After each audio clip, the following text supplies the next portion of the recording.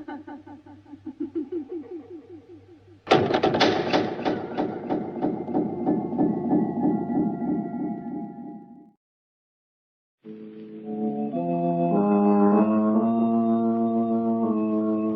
knows what evil lurks in the hearts of men? The shadow knows.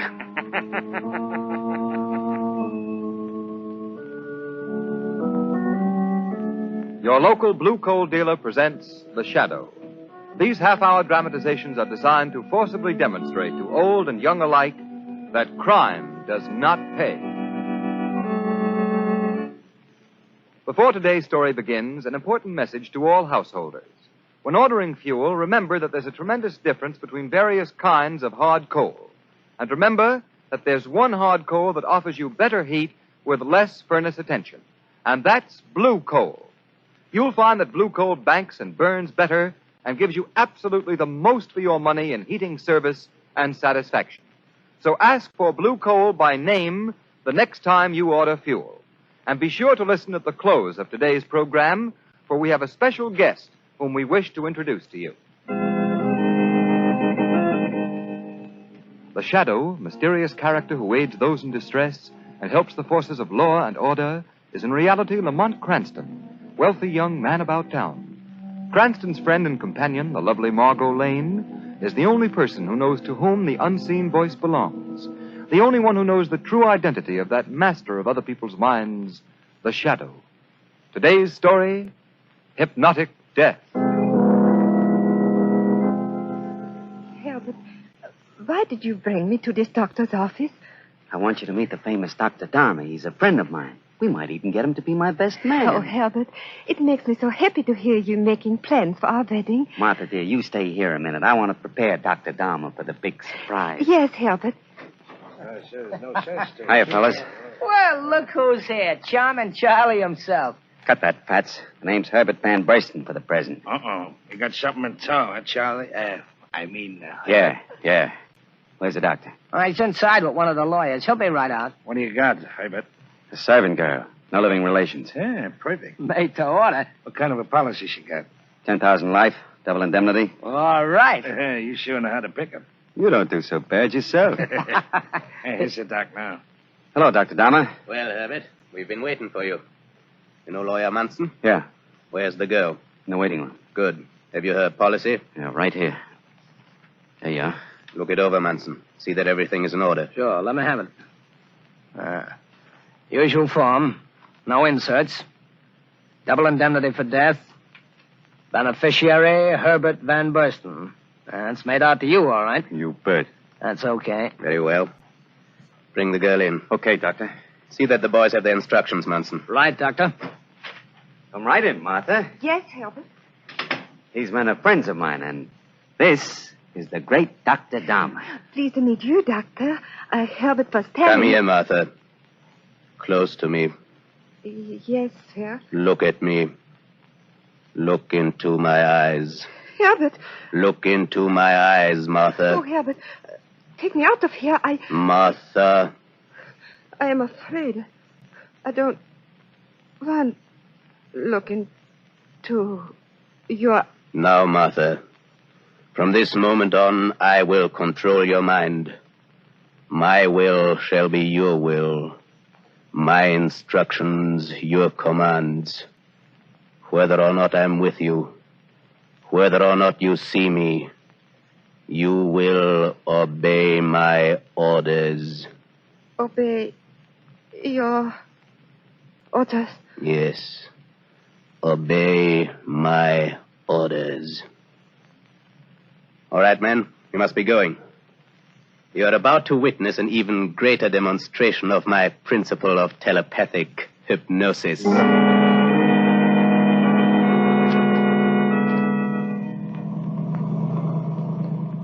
car with Herbert and the girl is just pulling over to the curb, Dr. Dharma. Where are the boys? See, they're standing on the corner. Herbert's getting out of the car. Very well. Stop the car. Oh, this far away, Doctor? Distance in no way affects my powers. I must close my eyes and concentrate. Keep me informed of the results, Munson. Right. Say, the girl stepped out of the car. Yes. Now to test my theory of telepathic hypnosis. Martha, move close to the curb. She's doing it, Doctor. She's there. Stop, Martha.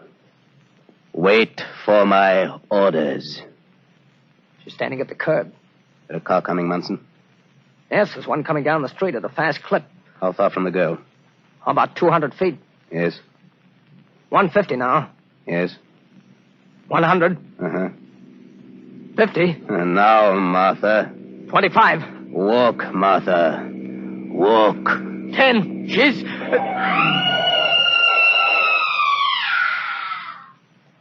Well, that's done, Dr. Dahmer.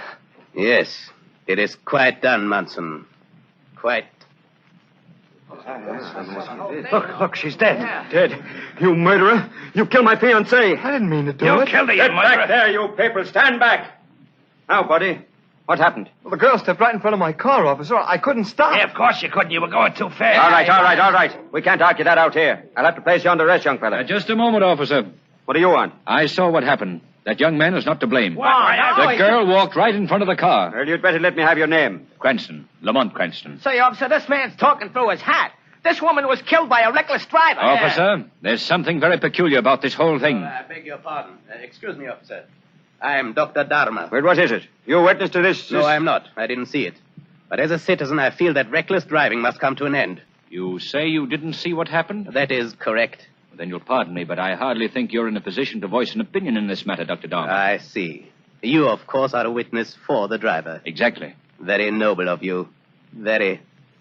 I assure you, sir, that you and I will meet again.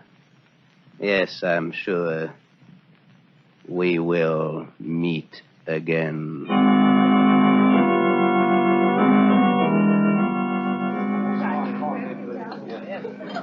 Lamont, you've hardly touched your dinner. Are you ill? The strangest feeling's been creeping upon me since that automobile accident, Margot. Lamont, your voice sounds awfully strange. Yes, I must shake this off. I must. Perhaps some more coffee would help, Lamont. Lamont, why are you staring so? You and I will meet again. What are you saying? Yes, I'm sure we will meet. You dropped the cup. What is the matter? We shall. Wait, there's somebody help, please. What happened? What is I don't know. He just simply toppled over. Some terrible thing has come over him.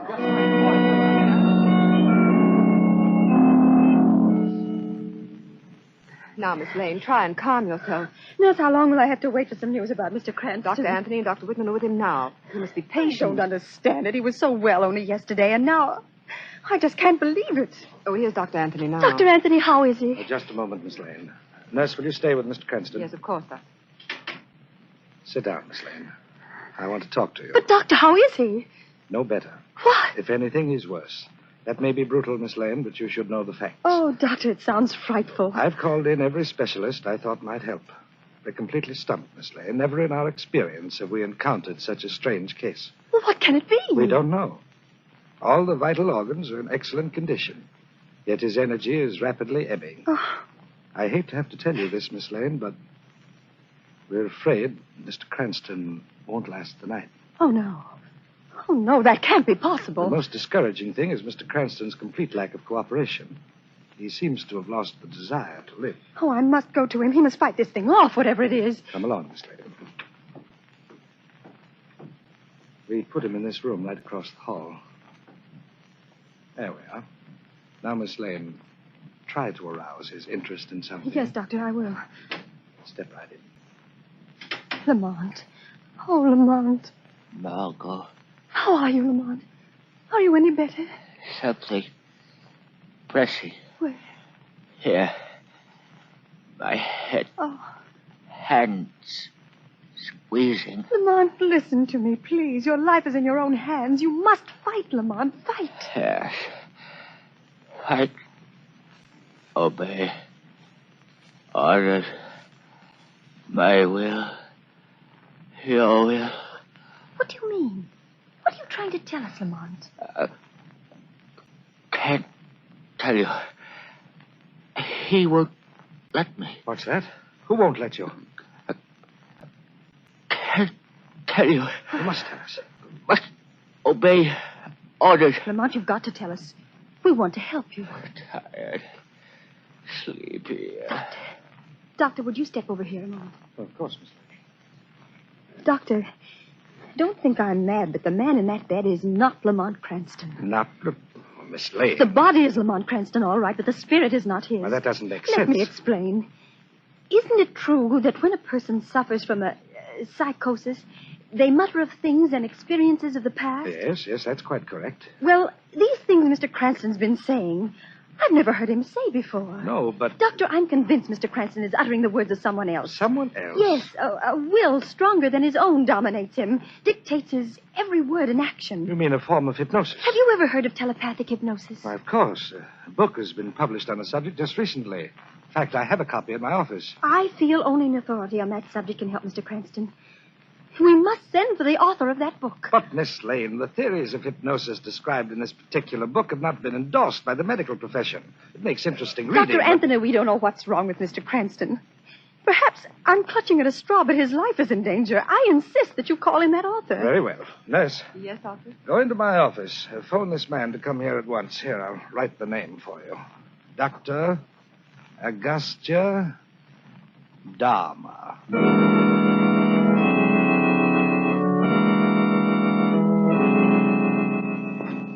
Yes, nurse, what is it? Dr. Dharma's here. Oh, thank heavens. How do you do, Dr. Dharma? I'm Dr. Anthony. Pleasure. This is Miss Lane, a friend of the patient. I'm honored, Miss Lane. Oh, it's good of you to come, Doctor. I hope you can help Mr. Cranston. I shall do everything in my power. I suppose you've come in contact with similar cases. Frequently, Miss Lane. Is it possible, then, that Mr. Cranston's will is dominated by another? Quite possible. His very existence is in the hands of, a master mentality. Oh, Doctor, please help him, please. Yes, of course, Miss Lane. I'll awaken the patient. No, Doctor. I'll awaken him. Mr. Cranston. Yes? Open your eyes. Open eyes. He's awake. Why, Doctor, that's an amazing demonstration. Lamont, this is Dr. Dharma. He's come to help you. Obey.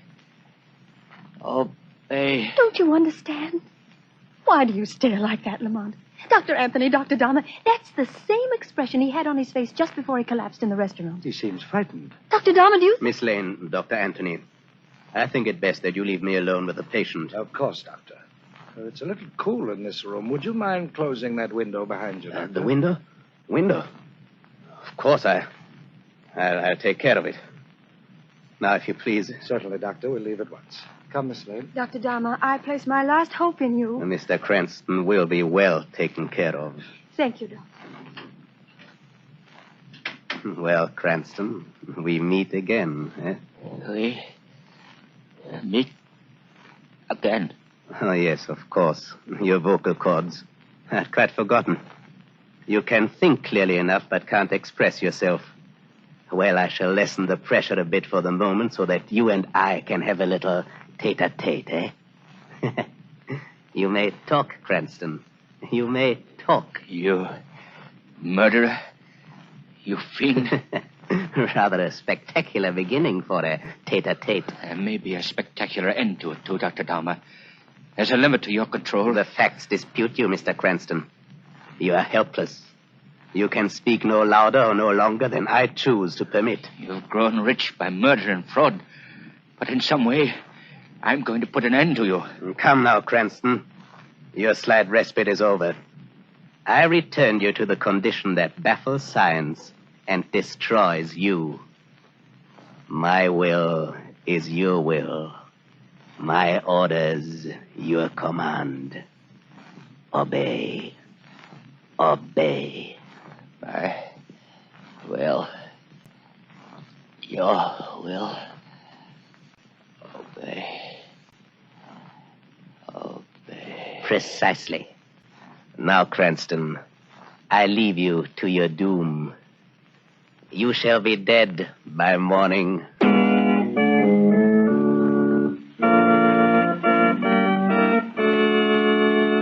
Before Before our second act begins, let me ask you a question. Have you ever talked to an older person who said, well, of course, things are a lot easier for you people now than they were in my day? I guess you can't blame older folks for being just a bit envious, for we have so many new improved products which make present-day living easier. The list is practically endless. Just for example, take blue coal. Now, thousands of you homeowners will agree with me that blue coal has certainly simplified living. Its use has brought home heating comfort that wouldn't have been thought possible a generation or so ago. For blue coal burns so much better, requires so little furnace attention, and it gives you safer, more dependable heating service and satisfaction. You see, blue coal is a guaranteed product of the Glen Alden Coal Company, the nation's largest hard coal producers. All their superior resources, equipment, and care in mining and preparation combine to make blue coal the finest hard coal money can buy. That's why it will pay you to make your next fuel order a supply of blue coal. See what a tremendous difference it makes compared to ordinary anthracite. Then you'll join the thousands of regular blue coal users who say there's no substitute for blue coal for perfect heat with less furnace attention. Call your dealer tomorrow. His name is listed in the Where to Buy It section of your classified telephone directory under the words Blue Coal.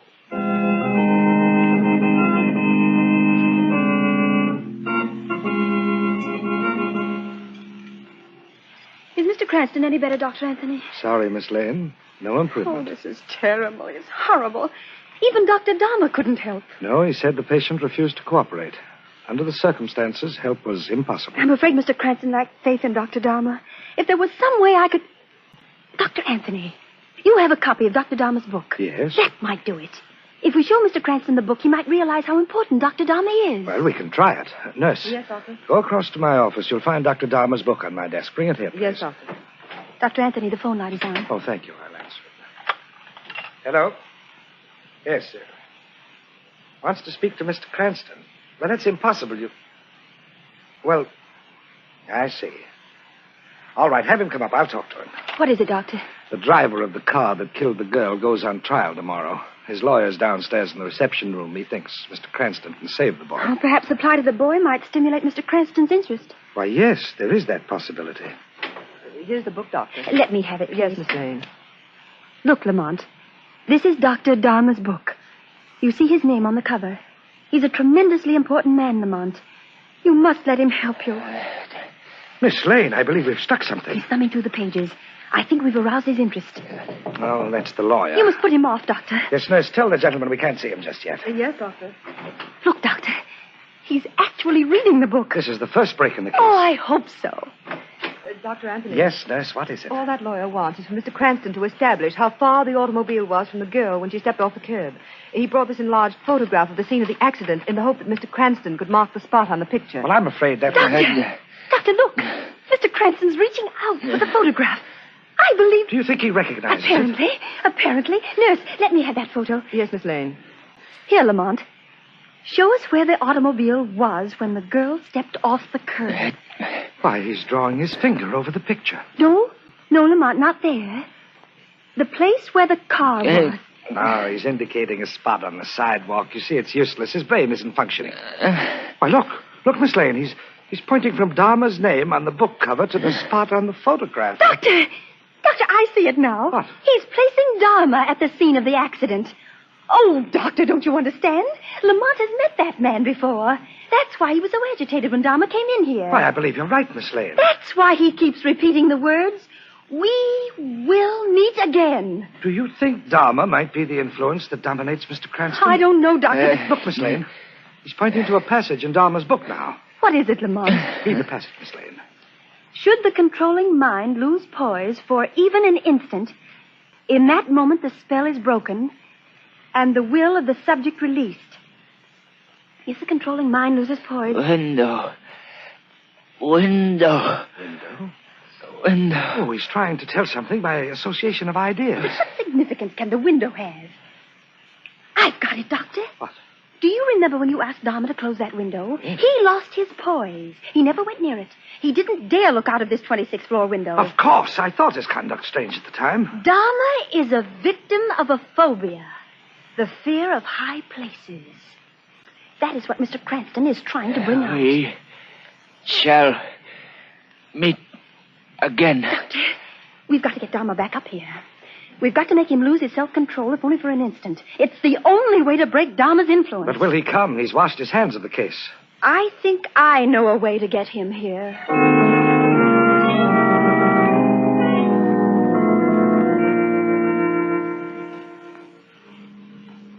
Get the chairs out there on the terrace, nurse. Yes, Miss Lane. Dr. Anthony, I think we'd better move Mr. Cranston's bed a little closer to the edge. Yes, hurry, Miss Lane.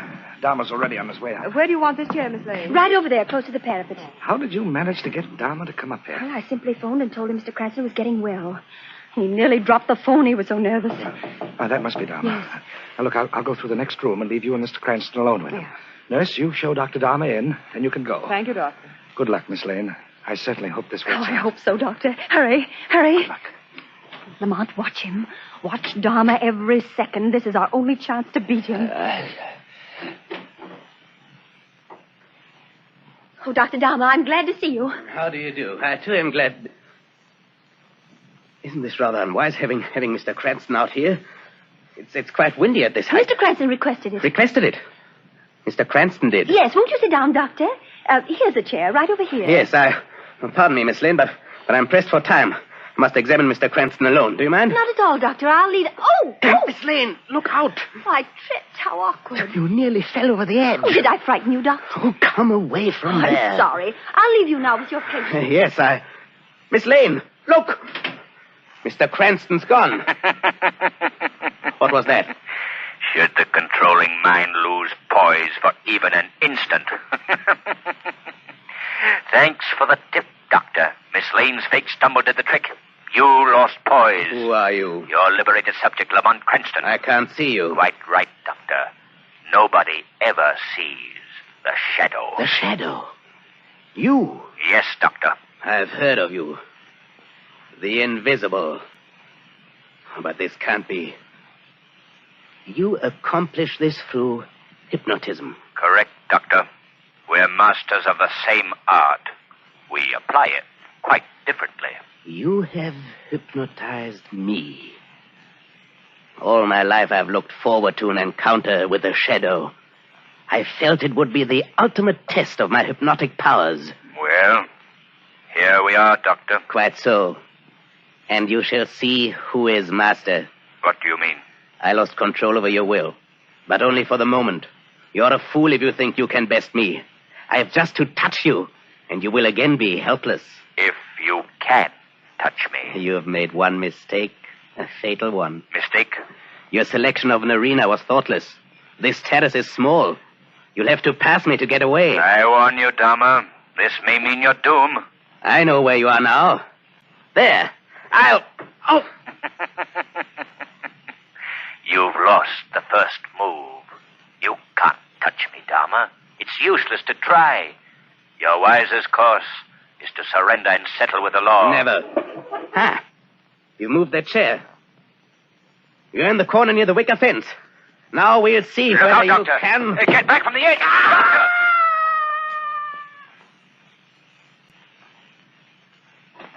Lamont, are you all right? Yes, Margot. I heard a scream. It was Dharma. Lost his balance. Oh. Fell 26 stories. Oh, Lamont. Well, thank God you're safe. Oh, it was so ghastly, you lying there, aware of everything, not able to express your thoughts. You expressed them very well for me, Margot. If it were not for you, this would be my hour of doom instead of Dharma's. He had an amazing mind, Margot. But like so many brilliant minds, it was bent in the wrong direction. Men like Dharma would be a boon to mankind if they used their talents constructively.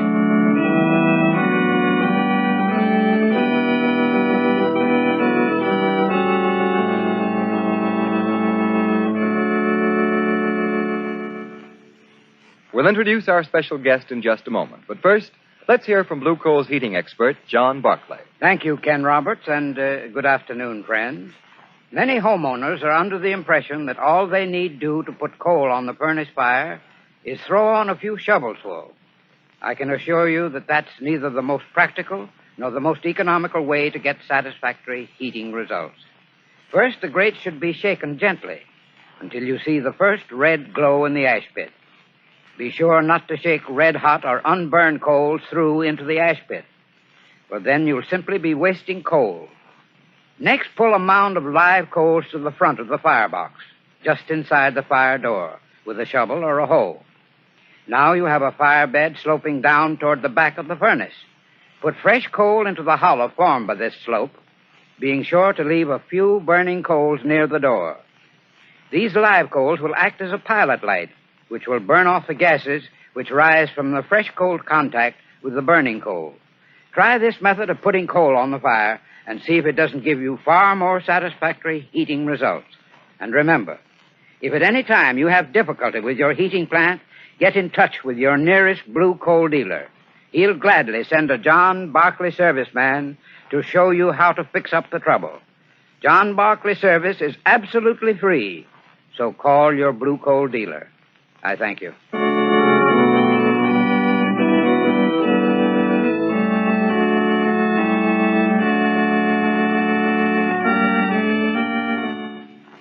And now I have the privilege of presenting Dr. Lorne W. Barclay, National Director of Camping Activities of the National Council of the Boy Scouts of America.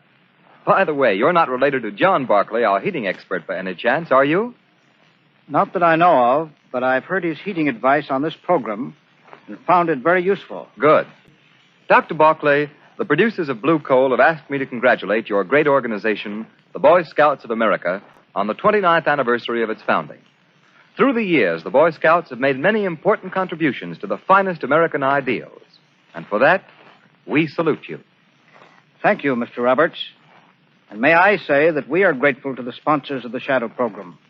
They, too, are making a valuable contribution to Americans, young and old, by showing them that crime in any form does not pay. We appreciate having had you with us this afternoon, Dr. Barclay, and we sincerely hope you will visit us again.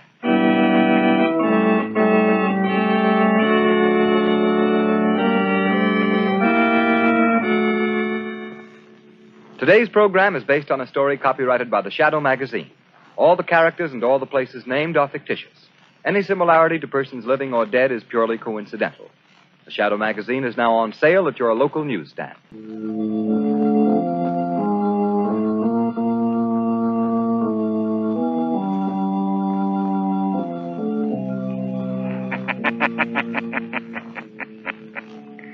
The weed of crime bears bitter fruit. Crime does not pay. The Shadow knows.